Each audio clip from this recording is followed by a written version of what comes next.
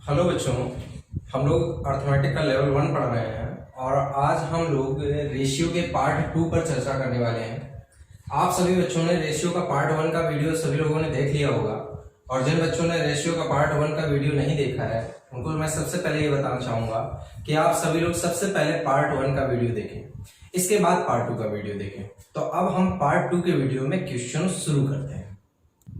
हाँ तो बच्चों, अब हम लोग रेशियो के दूसरे पार्ट में टाइप नंबर 2 पे चर्चा करने वाले हैं, क्योंकि हमने पिछले वीडियो में आप लोगों को टाइप 1 तक ही क्वेश्चन बताए हुए थे। बेसिक बताने के बाद टाइप 1 बताया था। अब टाइप 2 के क्वेश्चन पे हम लोग चर्चा करेंगे। जरा देखते हैं टाइप 2 के क्वेश्चन हमें किस तरीके से दिए गए। बच्चों, ये क्वेश्चन जो है ये आपके मिश्रण संबंधी प्रश्न है। दो बर्तन होते हैं जिनमें किन्हीं दो द्रव्यों का अनुपात दिया जाता है, फिर इनको आपस में मिलाकर नया मिश्रण बनाया जाता है और फिर आपसे नए मिश्रण में अनुपात पूछा जाता है। जरा देखिए, आपको दे रखा है कि दो समान आयतन के बर्तन जिनमें क्रमशः दूध पानी का अनुपात 5:3 तथा 11:5 है, इनको आपस में मिलाने पर नए बर्तन में दूध पानी का अनुपात ज्ञात है। यहाँ पे बर्तन समान आयतन के हैं लेकिन बर्तनों में दूध पानी का अनुपात अलग अलग दिया गया है, फिर इनको मिलाने के बाद अनुपात पूछा गया। लेकिन अगर इस प्रश्न में देखें तो दो बर्तन 3:4 के अनुपात में है। यहाँ पे बर्तन समान नहीं है, बर्तन 3:4 है, फिर उनमें दूध पानी का अनुपात अलग अलग दिया गया है, फिर इसके बाद मिलाने के बाद दूध पानी का अनुपात पूछा गया है। आपको दोनों प्रश्नों में अंतर समझ में आ गया होगा। एक बार बर्तन समान है, एक बार बर्तन समान नहीं, तो दोनों प्रश्न आपको अच्छी तरीके से समझ में। जरा ध्यान दीजिएगा, अगर बर्तन समान होंगे तो कैसे लगाएंगे और जब समान नहीं होंगे मतलब अलग अलग अनुपात में होंगे तो कैसे लगाएंगे, दोनों कॉन्सेप्ट अच्छी तरीके से समझिए। देखिए, यहाँ पे आप दो बर्तन इस तरीके से क्रिएट कर लीजिएगा अपने माइंड में और पहले बर्तन में जो भी दो द्रव्य दिए गए हैं उनको लिख लीजिएगा, मिल्क एंड वाटर। यहाँ पे भी बच्चों मिल्क एंड वाटर, ठीक। अब यहां पर देखिएगा कि पहले बर्तन में मिल्क और वाटर का रेशियो दिया है कि 5:3 और बच्चों दूसरे बर्तन में मिल्क और वाटर का रेशियो दे रखा है 11:5। अच्छा बच्चों, यहां समझने वाली बात यह है कि अगर हम देखते हैं कि 5 दूध है 3 पानी है तो हमारे हिसाब से आयतन यहाँ का 8 हो गया और 11 दूध है 5 पानी है तो हमारे हिसाब से यहाँ का आयतन हो गया आपका 16। एक बात बताइए बच्चों, अगर हम देखें तो सवाल पढ़ने में पहले स्टेप में दिया गया है कि दो समान आयतन के बर्तन, मतलब बर्तनों का आयतन समान होना चाहिए, लेकिन प्रश्न के आंकड़ों के मुताबिक क्या आपको ये बर्तन समान लग रहे हैं? नहीं लग रहे होंगे। तो जब आंकड़ों में समान ना हो तो आपको समानता लानी पड़ेगी। तो जब समानता लानी पड़ेगी तो समानता लाने के लिए गुणा का नियम यहाँ पे आप अप्लाई कर सकते हैं। यहाँ पे देखिएगा बच्चों, यहाँ पे आयतन 16 है, यहाँ पे 8 है, तो 8 को 16 बनाने के लिए कैसे गुणा करेंगे? 2 से। गुणा 2 गुणा 2 गुणा 2। अब अपने आप देखिएगा 10 दूध 6 पानी 16 हो गया, यहाँ 11 दूध 5 पानी 16। अब दोनों बर्तन आपस में कैसे हैं? समान। अब इनको आपस में मिलाइए। जब आप आपस में इनको बच्चों मिलाएंगे तो मिलाने के बाद चलो चेक करते हैं कि बर्तन में कितना दूध होगा कितना पानी होगा। तो देखो बच्चों, यहां पर आपका 10 दूध है और यहाँ पे 11 दूध है, तो टोटल आयतन कितना बना? 21। और बच्चों यहाँ पे पानी 6 है और यहाँ पे पानी 5 है, तो 6 5 11। इस हिसाब से आप देखेंगे तो नए बर्तन में दूध पानी का अनुपात 21:11। लॉजिक क्लियर हो गया होगा आप लोगों को। अच्छा, ये तो चर्चा उस प्रश्न की हो गई जिस प्रश्न में आपको बर्तन समान दिए जाएंगे, ठीक है बच्चों। अब उस पर चर्चा कर लेते हैं कि जब बर्तन समान ना हो तब कैसे लगाएंगे सवाल। कोई दिक्कत नहीं है, कोई टेंशन लेने की जरूरत नहीं है, बिल्कुल सिंपल है। आप बड़े आराम से यहां पर क्या करिए, सबसे पहले दो बर्तन बना लीजिएगा, ये बर्तन, यहाँ पे ये बर्तन। अच्छा बच्चों, यहाँ पे आप सबसे पहले बर्तनों का जो अनुपात है उसको इस तरीके से बर्तनों के ऊपर ही लिख देंगे। इसका आयतन 3 है और इसका आयतन बच्चों 4 है, ठीक है। अब इसके बाद इनमें दिए गए द्रव्य का आयतन अगर हम चेक करते हैं तो इसमें मिल्क वाटर कितना है बच्चों? 3:1, ठीक है। और इसमें मिल्क और वाटर अगर देखेंगे तो मिल्क और वाटर का रेशियो दे रखा है बच्चों यहाँ पर कितना आपका? 4:1। अब थोड़ा सा ध्यान देंगे और बहुत अच्छे तरीके से ध्यान देंगे तो आपको बड़े आसानी से ये प्रश्न समझ में आ जाएगा। यहां पे अगर हम बर्तनों के आयतन को जोड़ते हैं तो ये बर्तन बनता है 4 और ये बर्तन बनता है बच्चों 5। अब यहां पे तो स्थिति और भी ज्यादा गंभीर हो गई। वहां पे तो चलो समान करने की कंडीशन थी, यहां समान करने की कंडीशन भी नहीं है और इनका अनुपात भी मैच नहीं कर रहा है। अब आप इसके लिए एक बहुत आसान सी विधि हमसे सीखेंगे ताकि आप प्रश्नों को आसानी से लगा सकें। आप क्या करेंगे कि आप 5 और 4 का तुरंत लासा ले लीजिएगा। तो 5 और 4 का आपका लासा आएगा बच्चों कितना, 20। और जैसे ही लासा 20 आएगा तो 20 को यहां पे गुणा कर लो, 20 तिया 60, ये 60 लीटर का बर्तन हो गया। और 20 का यहां पे गुणा कर दीजिएगा, 20 चौको 80, ये 80 लीटर का बर्तन हो गया। अब देखो 60 लीटर के बर्तन को 3:1 में बांटना है, 80 लीटर के बर्तन को 4:1 में बांटना है। तो देखो बच्चों आप कैसे बांटोगे ये बताओ। अगर 60 लीटर को 3 और 1 में बांटना है तो कैसे बांटोगे।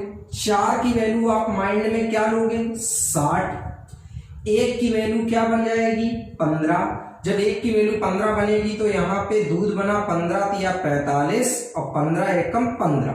देखो सर आपका 45 लीटर दूध और 15 लीटर पानी हो गया। वैसे ही बच्चों यहां पर 80 लीटर को बांटेंगे तो कैसे बांटेंगे, 5 की वैल्यू बच्चों क्या करेंगे, 80। तो जब 5 की वैल्यू 80 हो गई तो बताओ बच्चों 1 की वैल्यू कितनी आ गई, 16। अब 1 की वैल्यू 16 है तो यहां पर 16 चौको 64 लीटर आपका दूध हो गया और 16 लीटर बच्चों आपका क्या हो गया, पानी हो गया। ठीक है। अब ये बताइए, अब आराम से आप इन दोनों बर्तनों को आपस में मिलाएंगे। तो जब आप इन दोनों बर्तनों को आपस में मिलाएंगे तो चलो दूध और पानी यहां पर इकट्ठा कर लेते हैं कि कितना दूध कितना पानी बन रहा है। तो यहां पर देखेंगे बच्चों 45 लीटर पहले बर्तन में दूध है और 64 लीटर दूसरे बर्तन में दूध है। तो दोनों को उठा के अगर आप जोड़ेंगे तो यहाँ पर 5 4 9 6 4 10, यहां पर हो गया 109। इसी प्रकार से यहाँ पानी को कलेक्ट कर लीजिएगा। 15 पानी यहाँ पे है, 16 पानी यहाँ पे है। तो 15 और 16 दोनों को जोड़ेंगे तो 15 और 16 कितना हो गया, 31। अब नए बर्तन में बच्चों आपका दूध और पानी का अनुपात बना 109:31। देखिएगा सर आप इसको थोड़ा सा रिपीट करके अगर देखेंगे तो बड़े आसानी से आपको ये प्रश्न क्लियर हो जाएगा, कहीं कोई कंफ्यूजन भी नहीं होगा, बड़े आसान तरीके से आपको ये चीजें क्लियर हो जाएंगी। फिर भी अगर आपको कोई कंफ्यूजन है तो मैं आपको एक इस टाइप का क्वेश्चन और बता दूंगा। ठीक है बच्चों। हाँ तो बच्चों हम आपको टाइप नंबर 2 के 2 एग्जांपल और बता देते हैं ताकि आपको ये पॉइंट बहुत अच्छे तरीके से क्लियर हो जाए। आजकल हमारी परीक्षाओं में ये दोनों पॉइंट बहुत ज्यादा पूछे जा रहे हैं, इसलिए मैं आपको इसके 2 एग्जांपल और बता रहा हूं। जरा देखिए फिर से वही बात, 2 समान बर्तन और यहाँ पे 2 अलग अलग आयतन के बर्तन। अब यहाँ पे जब समान आयतन के बच्चों बर्तन होते हैं तब देखिएगा आपको बहुत आसान तरीका बताया। यहाँ पे आप 2 बर्तन क्रिएट कर देंगे और बर्तनों में यहाँ पे पहले बर्तन में मिल्क और वाटर का रेशियो, यहाँ पे मिल्क और वाटर का रेशियो, यहाँ पे आप देखते हैं तो 2:1, यहाँ पे आयतन देखते हैं तो 3:1। हमने आपसे क्या कहा कि आप बर्तनों को जरा चेक कर लीजिएगा। जब आपने बच्चों बर्तनों को चेक किया तो यहाँ पे 2 दूध है 1 पानी है तो आयतन बना 3। यहाँ पे 3 दूध है 1 पानी है तो आपका आयतन बना 4। इस हिसाब से ये बर्तन हमें समान नहीं लग रहे हैं और जब समान नहीं लगते हैं तो हमने क्या कहा आपसे कि गुणा का नियम अप्लाई करिएगा। बराबर करने के लिए इसमें बच्चों गुणा करेंगे 4 से और इसमें गुणा करेंगे 3 से। अच्छा गौर करो, यहाँ गुणा 4 से तो इसमें भी करो इसमें भी करो, यहां किया है तो यहां पे भी करो और यहां पर भी करो। अच्छा अब गुणा करने के बाद बस आसानी से आपको ये चेक करना है कि पहले बर्तन में यहाँ पे कितना दूध है। तो पहले बर्तन में यहाँ पे 8 दूध है, यहाँ पे कितना है 9 है। तो बताओ नए बर्तन में 9 8 17 दूध हो गया। अच्छा आपके पहले बर्तन में 4 पानी है, दूसरे बर्तन में 3 पानी है, तो टोटल मिला के पानी कितना हो गया 7। इसका मतलब नए बर्तन में दूध पानी का अनुपात बच्चों क्या हो गया 17:7। लॉजिक क्लियर हो गया होगा। ये तो आसान है, बहुत आसानी से क्लियर हो गया। वो थोड़ा समझना है इसको ताकि इसमें कोई डाउट ना रह जाए। जरा देखिएगा बच्चों, यहां पर भी आप 2 बर्तन क्रिएट करेंगे जैसा कि मैंने आपको बोला कि यहाँ पे भी आप 2 बर्तन क्रिएट करेंगे, पहला और दूसरा। यहाँ पे आप उनके आयतन लिखेंगे, पहला बर्तन और दूसरा बर्तन का अनुपात यहाँ पे सॉरी ए और बी दिया गया है तो ए और बी आप लिख लीजिएगा। ए और बी का अनुपात क्या है, इसका 2 इसका 1। ठीक। अब इसके बाद आपको क्या करना था बच्चों, मैंने क्या कहा, जो इसमें चीज जो भी द्रव्य दिए गए हैं वो लिख लीजिएगा। स्प्रिट पानी, स्प्रिट पानी। अच्छा बच्चों गौर करो, इस बर्तन में स्प्रिट और पानी का अनुपात दिया है 3:2 और इस बर्तन में स्प्रिट पानी का अनुपात दे रखा है 5:3। ठीक है। अच्छा ये बताओ, यहाँ पे आयतन जोड़ा कितना हो रहा है? 5 हो रहा है। यहाँ पे आयतन जोड़ा कितना हो रहा है? 8 हो रहा है। मैंने आपसे बच्चों क्या कहा था कि जब ऐसी स्थिति आ जाए तो तुरंत आप सभी लोग क्या लेंगे? लासा लेंगे। तो बताओ बच्चों 5 और 8 का लासा कितना होगा? 40। अब 5 और 8 का लासा जब 40 हो गया तो आप इन दोनों अनुपातों में गुणा कर लो। तो 40 दूनी 80, 80 लीटर का ये बर्तन हो गया और 40 एकम 40 लीटर का ये बर्तन हो गया। ठीक। अब इसके बाद आपको क्वेश्चन सॉल्व करना है। 80 लीटर को 3 में बांटो तो 3 2 5 की वैल्यू क्या करोगे? 80। तो बताओ बच्चों 1 की वैल्यू कितनी आ गई? 16। तो यहां पर आप देखेंगे तो 16 तिया 48 और 16 दूनी 32। ठीक है बच्चों। यहां पर देखिएगा जब 8 की वैल्यू लिखेंगे 40, तो जब 8 की वैल्यू 40 करेंगे तो यहाँ पे 1 की वैल्यू आ जाएगी आपकी बच्चों कितनी? 5। 1 की वैल्यू 5 आ गई तो यहाँ पे 5 पंचे 25 और यहाँ पे 5 तिया 15। अब नए बर्तन में आप यहाँ पर स्प्रिट और पानी को इकट्ठा कर लीजिएगा। अब सी बर्तन में इन्होंने पूछा स्प्रिट पानी, तो स्प्रिट पानी जरा बच्चों गौर करो, यहाँ पे आपका 48 स्प्रिट है, यहाँ पर आपका 25 स्प्रिट है। दोनों को उठा के अगर आप जोड़ देते हैं तो जैसे ही आप दोनों को जोड़ेंगे तो 8 5 13 का 3 आएगा, 4 2 6 1 7, 73 स्प्रिट हो गया। और यहाँ पर पानी को जोड़ेंगे तो यहाँ पे 32 पानी है और यहाँ पर 15 पानी है, तो दोनों को उठा के जैसे ही जोड़ेंगे तो यहाँ पे 47। इस प्रकार से आपका देखेगा बर्तन सी में स्प्रिट व पानी का अनुपात क्या हो गया? 73:47। लॉजिक अच्छी तरीके से आपको बच्चों ये क्लियर हो गया होगा। आप इस प्रश्न को नोट भी कर सकते हैं, बहुत अच्छे तरीके से समझ लीजिएगा, डाउट नहीं होना चाहिए। अब हम लोग नेक्स्ट क्वेश्चन पे चर्चा करते हैं। हाँ तो बच्चों अब हम लोग अपने रेशियो के टाइप 3 पर चर्चा करने वाले हैं। टाइप 3 का क्वेश्चन बहुत ही आसान होता है और इम्पोर्टेंट भी बहुत ज्यादा होता है, केवल ध्यान से आपको समझना है। देखिएगा बच्चों इन्होंने बोला हुआ है कि 80 लीटर दूध और पानी के मिश्रण में इनका अनुपात 7:3 है। इसमें कितना पानी और मिला दे ताकि नए मिश्रण में दूध पानी का अनुपात 2:1 हो जाए? जरा गौर करो। एक बात बताओ बच्चों, बड़े लॉजिकल ढंग से आपको सोचना है, केवल ध्यान देना है कि बच्चों आपके पास 80 लीटर मिश्रण है और 80 लीटर मिश्रण में दो चीजें हैं, दूध और पानी। अगर आप इसको बंटवारा करें तो मिल्क और वाटर का जब बंटवारा करेंगे तो आपकी मिल्क की वैल्यू 7 है और वाटर की वैल्यू कितनी है? 3। अच्छा इस हिसाब से आप देखेंगे तो 7 और 3 बनता है 10। तो अगर 10 की वैल्यू 80 कर ली जाए तो 10 की वैल्यू 80, तो 1 की वैल्यू 8, तो 8 7 56 लीटर आपका दूध हो गया और 8 3 24 लीटर आपका पानी हो गया। अब आप प्रश्न में पढ़ रहे हैं कि कितना पानी और मिला दें। अब अभी तो हमें नहीं पता है कि कितना पानी और मिला दें, ये तो हमारे लिए प्रश्न है, लेकिन इतना पता है कि जब हम पानी मिला देंगे तो पानी मिलाने के बाद इस बर्तन में दूध पानी का अनुपात 2:1 हो जाएगा बच्चों। अब यही हमारे लिए सोचने वाली बात है कि जैसे ही हम पानी मिलाएंगे तो अनुपात बदलेगा। लेकिन अब आपको एक ऐसा पॉइंट बताएंगे जो आपके इस सवाल में बहुत मददगार होगा। एक बात बताइए, आपने इस बर्तन में मिलाया क्या है? पानी। तो जब आपने बच्चों पानी मिलाया होगा तो गौर करिएगा दूध के आयतन पर कोई प्रभाव नहीं पड़ा, क्योंकि आपने मिलावट सिर्फ पानी में की। दूध के आयतन पर किसी प्रकार से कोई प्रभाव नहीं पड़ेगा। इसका मतलब अगर 56 लीटर दूध ऊपर होगा तो अभी भी 56 लीटर दूध होगा, तो इस 56 को आप यहां पे भी लिख सकते हो। तो 2 की वैल्यू आपके लिए बच्चों यहां पर क्या हो गई? 56। और अगर 2 की वैल्यू बेटा 56 लीटर हो गई तो फिर यहां के हिसाब से 1 की वैल्यू कितनी होगी? 28 लीटर होगी। अब जरा गौर करिएगा बच्चों, यहां पर देखिएगा आपका पानी था कितने लीटर? 24 लीटर। अब पानी कितना है? 28 लीटर। तो बच्चों जब 24 लीटर पानी की जगह 28 लीटर पानी हो गया तो पानी में कितनी वृद्धि हुई? 4 लीटर।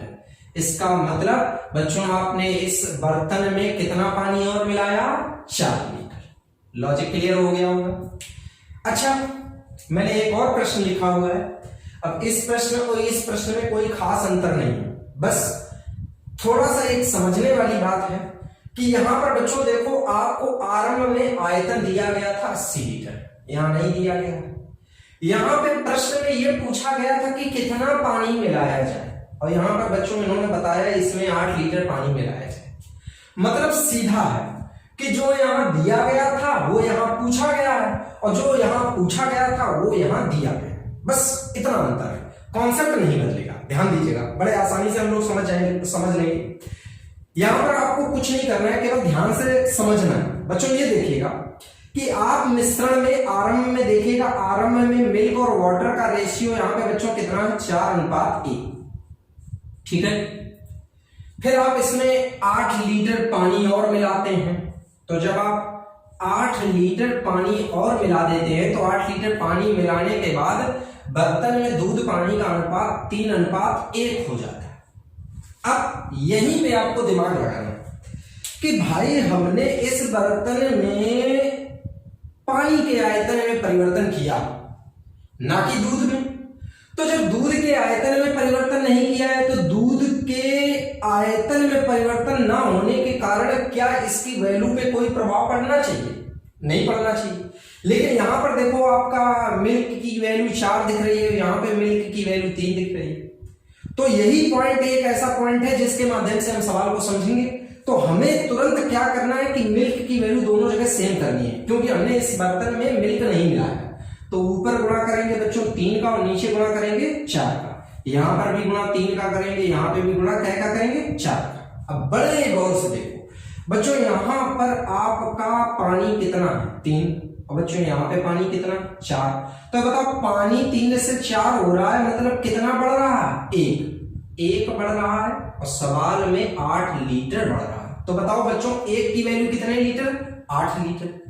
आरंभ में आपसे पूछा है कि बर्तन में कुल कितना मिश्रण है। आरंभ में आप जरा चेक करेंगे, 4 तिया 12 ये है और 3 पानी है, तो 12 और 3 15। तो यहाँ पर आरंभ में आयतन 15 हो गया। तो जब बताओ बच्चों 1 की वैल्यू 8 लीटर होगी तो 15 की वैल्यू 15 × 120। इसका मतलब आरंभ में बच्चों दूध और पानी के मिश्रण में कुल कितना आयतन था 120 लीटर। लॉजिक आपको क्लियर हो गया होगा। दोनों ही बेहद आसान प्रश्न है, बस एक ही पॉइंट ध्यान देना है। वही पॉइंट यहां पे बोला था मैंने, दूध के आयतन पे प्रभाव नहीं पड़ेगा। वही पॉइंट यहां पे बोला, दूध के आयतन पे प्रभाव नहीं पड़ेगा। लॉजिक क्लियर हो गया होगा, कॉन्सेप्ट अच्छी तरीके से समझ आ गया होगा। जो पॉइंट आपको ना क्लियर हुआ हो वीडियो को रिपीट करके देखिए ताकि आपको क्लियर हो जाए। अब नेक्स्ट वीडियो।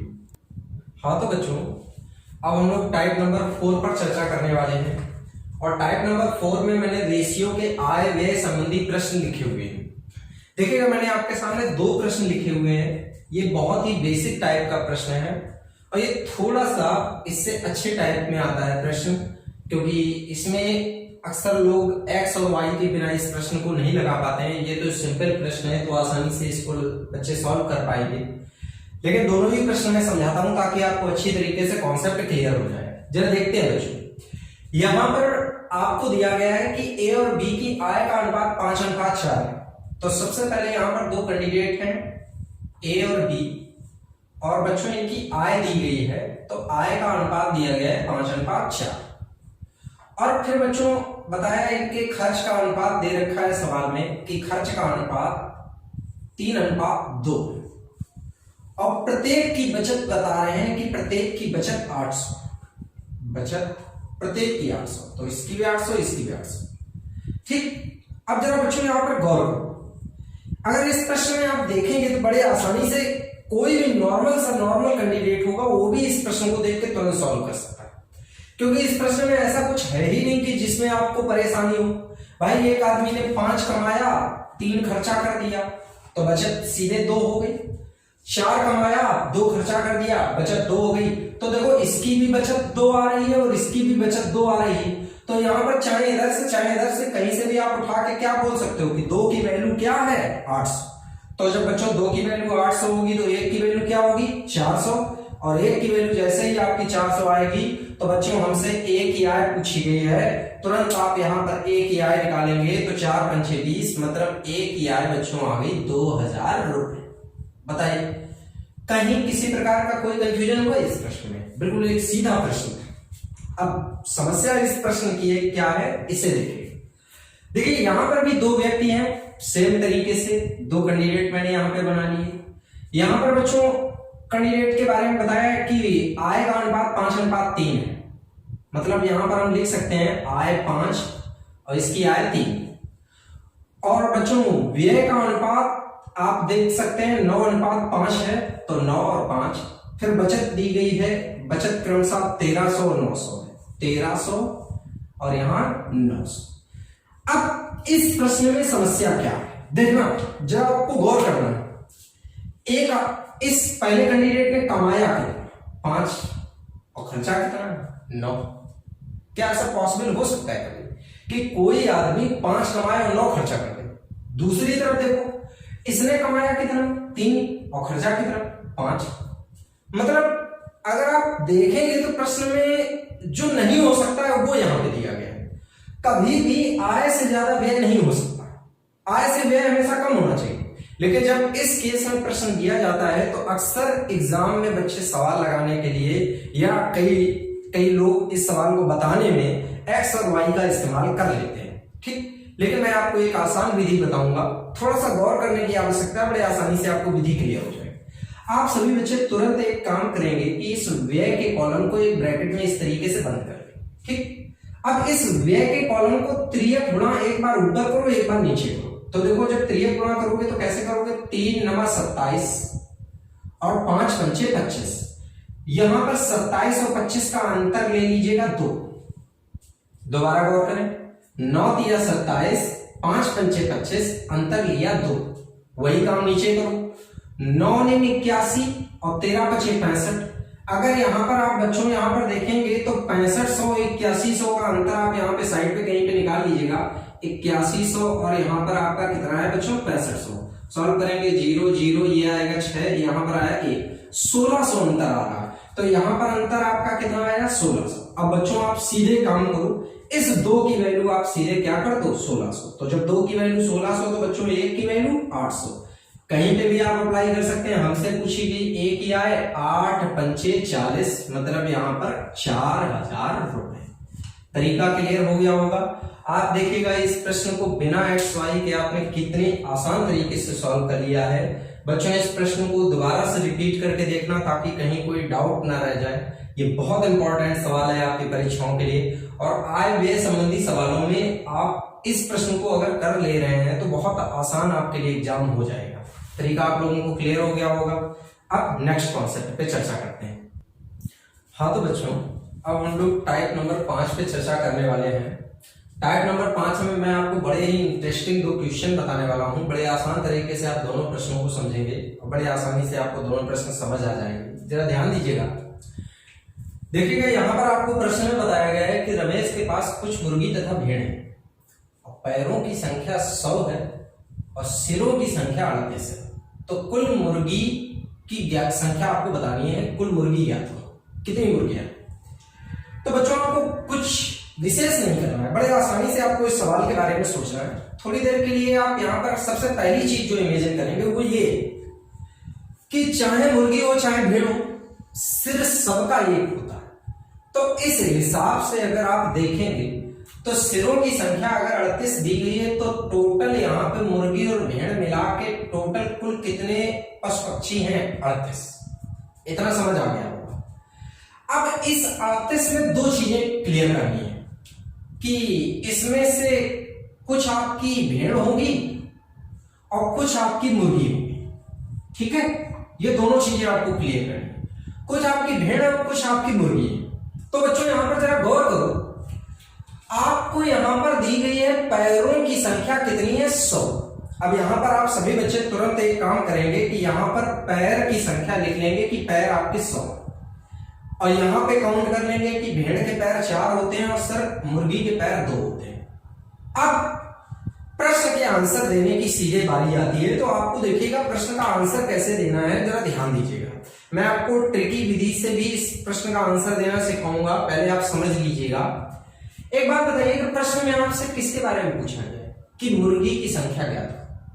अगर बच्चों आपसे यहाँ पे प्रश्न में मुर्गी की संख्या पूछी तो थोड़ी देर के लिए आप लोग यहाँ पर हमारे हिसाब से एक काम करेंगे कि मान लेंगे कि थोड़ी देर के लिए कि यहाँ पे मुर्गियां हैं ही नहीं। देखो सर मुर्गियां हैं, लेकिन हम मान लेंगे कि मुर्गियां नहीं है। अच्छा, जब हम ये मान रहे हैं कि मुर्गी नहीं है तो उस समय हमारे हिसाब से सब भेड़ें होंगी, और जब बच्चों सब भेड़ें होंगी तो 38 अगर हम टोटल भेड़ें मान लें तो 38 के हिसाब से अगर 4 पैर वाले जानवर देखेंगे तो कुल पैरों की संख्या निकलेगी 4 अट्ठे 32 का 2 और 4 तिया 12 और 3 15, 152 पैर हमारे निकल रहे हैं। अब जरा गौर करो कि हमने जब पैरों की काउंटिंग की तो हमारे हिसाब से 152 पैर आ रहे हैं, और सवाल में पैरों की संख्या दी कितनी गई है, 100। अगर आप देखेंगे तो कितने पैर एक्स्ट्रा आ रहे हैं, 52। अब जब 52 पैर एक्स्ट्रा आ रहे हैं तो यहीं पे दिमाग आप सभी लोगों को लगाना है कि जब 52 पैर एक्स्ट्रा आ रहे हैं तो 52 पैर एक्स्ट्रा आने का रीजन जरा समझेंगे, जरा गौर करेंगे कि अगर 52 पैर एक्स्ट्रा आ रहे हैं तो ये क्यों एक्स्ट्रा आ रहे हैं। जरा गौर करेंगे तो हमने यहां पर एक दिमाग लगाया कि 52 पैर इसलिए एक्स्ट्रा आए क्योंकि हमने मुर्गी के स्थान पर मुर्गी को भी भेड़ के रूप में गिन लिया। ठीक, जब आपने मुर्गी को भेड़ के रूप में गिना होगा तो आपने मुर्गी के भी 4 पैर गिने होंगे। ये बताओ मुर्गी के पैर होते कितने हैं, 2, आपने गिने कितने, 4। इसका मतलब हर बार मुर्गी के कई पैर एक्स्ट्रा गिने, 2। जब आप हर बार मुर्गी के 2 पैर एक्स्ट्रा गिनोगे तो एक मुर्गी पर अगर 2 पैर एक्स्ट्रा होंगे तो यहां पर 52 पैर एक्स्ट्रा आ रहे हैं। तो जब एक पर 2 एक्स्ट्रा हैं तो 52 पैर एक्स्ट्रा कितने पर हैं, 26 पर। तो बताओ बच्चों यहां पर आपके मुर्गी की संख्या कितनी निकली, 26। जरा गौर करिए, हमने मुर्गी को हटाया था तो आंसर में भी किसको लाए हम, मुर्गी को। याद रखना, आप जिसको यहां पे कैंसिल करोगे वही आंसर के रूप में आएगा।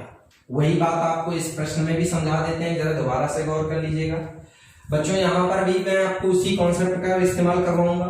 यहां पर राम के पास कुछ मुर्गी तथा भेड़ है, सिरों की संख्या 48, पैरों की संख्या 140। फिर मैं बोलूंगा कि 48 सिर है तो इसका मतलब टोटल आपके पास पक्षी मिला के 48 है। फिर वही काम आपको करना है कि एक तरफ भेड़ है एक तरफ मुर्गी है। ठीक, अब इस बार थोड़ा सा कॉन्सेप्ट में यहाँ पर ये बदलाव हुआ है कि इस बार हमसे भेड़ों की संख्या पूछी गई। कोई दिक्कत नहीं, भेड़ के 4 पैर होते हैं, मुर्गी के 2 पैर होते हैं। हमारे हिसाब से टोटल पैर दिए गए हैं 140। ठीक, अब आपसे भेड़ों की संख्या पूछी गई। सभी बच्चे यहाँ पर एक काम करेंगे, तो मैंने आपसे कहा जिसके बारे में जिक्र किया जाए उसी को आप कैंसिल कर देंगे। मान लेंगे कि भेड़ नहीं है, मान लिया थोड़ी देर के लिए भेड़ नहीं, तो जब भेड़ नहीं है तो इसका मतलब सब मुर्गी होनी चाहिए। तो जब सभी मुर्गियां होनी चाहिए तो मुर्गियों को अगर 2 पैरों के हिसाब से काउंट करेंगे तो आपके 96 पैर निकलने चाहिए। ये बताइए आपके हिसाब से पैर आ रहे हैं 96 और यहां पे पैर दिए हैं 140। ये बताइएगा कितने पैर आपके कम आए, 44 पैर आपके कम आ रहे हैं। अब रीजन, जब आप रीजन की तरफ बढ़ेंगे तो गौर करो, हमारे पैर कम इसलिए आ रहे हैं क्योंकि हमने सबको मुर्गी मान लिया, जबकि इस ग्रुप में मुर्गी के अलावा कौन और है, भेड़। भेड़ के पैर गिनने चाहिए 4, आपने गिने कितने, 2। तो इसका मतलब हर भेड़ के आपने कितने पैर कम गिने, 2 पैर कम गिने, इसलिए पैर कम कितने हो रहे हैं, 44। आप हर एक भेड़ पर 2 पैर कम गिन रहे हो और टोटल 44 पैर कम आ रहे हैं। इसका तात्पर्य ये हुआ कि आप 2 पैर के हिसाब से अगर 44 पैर कम कर लोगे तो कितने जानवर होने चाहिए, 22। इसका मतलब बच्चों यहां पर भेड़ की संख्या कितनी आई, 22। लॉजिक क्लियर हो गया। इस तरीके से आप यहाँ पर इन दोनों प्रश्नों को सॉल्व करोगे और इन दोनों ही प्रश्नों का आंसर निकालोगे। अब मैं आपको इन दोनों प्रश्नों की ट्रिकी विधि भी बताने वाला हूं ताकि आप इस प्रश्न को बड़े आसानी से सॉल्व कर सकें। देखो, ट्रिकी विधि बिल्कुल इसी कॉन्सेप्ट के बेस पर है, बस ये है कि थोड़ा सा आपको यहाँ पर सहूलियत ये हो जाएगी कि इतना ये ग्राफ वगैरह नहीं बनाना पड़ेगा, लेकिन समझने के लिए ये कॉन्सेप्ट बहुत इंपॉर्टेंट है। ठीक है, तो अब मैं आपको इस प्रश्न की ट्रिकी विधि बताने वाला हूं। ठीक है बच्चों? हाँ तो बच्चों, अब हम आपको इन दोनों प्रश्नों की ट्रिक बताने वाले हैं। जरा आप इन दोनों प्रश्नों की ट्रिक देख लीजिएगा। आपसे यहाँ पे मुर्गी की संख्या पूछी गई है। आप तुरंत एक काम करेंगे, सिरों की संख्या में या जानवरों की संख्या में तुरंत आप यहाँ पे भेड़ों का गुणा कर लें। 4 का गुणा करें, आपका 4 अट्ठे 32 का 2 और 4 तिया 12 3 15, 152 पैर आ गए। इन पैरों को अपने सवाल में दिए गए पैरों से घटा दें। घटाएंगे तो आया 52, तुरंत 2 का भाग दे दें, आंसर आपका 26 आया। इसका मतलब आपके पास इस प्रश्न में कितनी मुर्गी है? 26 मुर्गी। तरीका क्लियर हुआ? गौर करना एक बार दोबारा से, मुर्गी की संख्या पूछी गई है इसलिए मैंने गुणा किससे किया? भेड़ से। दूसरी तरफ देखिएगा, यहां पर बच्चों आप देखिएगा आपसे भेड़ों की संख्या पूछी गई है तो गुणा आपको बच्चों किससे करना है? यहाँ पर मुर्गी से। 48 × 2 96। अपने निकाले हुए पैर और सवाल में दिए गए पैर का अंतर निकालो। अंतर निकालोगे तो आएगा 44। इसमें 2 का भाग दे देंगे 22। ये बच्चों 22 आपकी क्या आ गई? भेड़। ये आपका ट्रिकी मेथड है, जरा गौर करना है एक बार। जब मुर्गी पूछी जाए तो भेड़ के पैर बनाने हैं, जब भेड़ें पूछी जाए तो मुर्गी के पैर बनाने हैं, और सवाल में दिए गए पैर और आपके निकाले हुए पैर के अंतर में 2 का भाग दीजिए। सवाल में दिए गए पैर और अपने निकाले हुए पैर के अंतर में 2 का भाग दीजिएगा, तुरंत आपको बच्चों आंसर मिल जाएगा। आपको लॉजिक क्लियर हो गया होगा। अब आपको नेक्स्ट टाइप के बारे में बताते हैं। हाँ तो बच्चों, अब हम लोग टाइप नंबर 6 पे चर्चा करने वाले हैं। देखिएगा, टाइप नंबर 6 पे बड़ा ही आसान क्वेश्चन आपके सामने लिखा हुआ है कि संपूर्ण पृथ्वी पर थल व जल का अनुपात 1:2 है। यदि उत्तरी गोलार्ध पे यह अनुपात 2:3 है तो दक्षिणी गोलार्ध पे थल व जल का अनुपात क्या था? देखो कैसे आपको ये प्रश्न समझना है। देखिए, बड़ा आसान प्रश्न है, लेकिन अगर आप इसे गलत तरीके से लगाएंगे तो ये आपको कठिन लगेगा। मैं आपको बड़े आसानी से प्रश्न बताता हूं, जरा गौर करें। थोड़ी देर के लिए अपने दिमाग में इमेजिन करिएगा, मान लीजिएगा कि ये पृथ्वी, ठीक है, और पृथ्वी में 2 चीजें इन्होंने जैसा कि दिया है, थल और जल। मैं यहां पे लिख भी दे रहा हूं, थल अनुपात जल। अनुपात दिया है 1:2।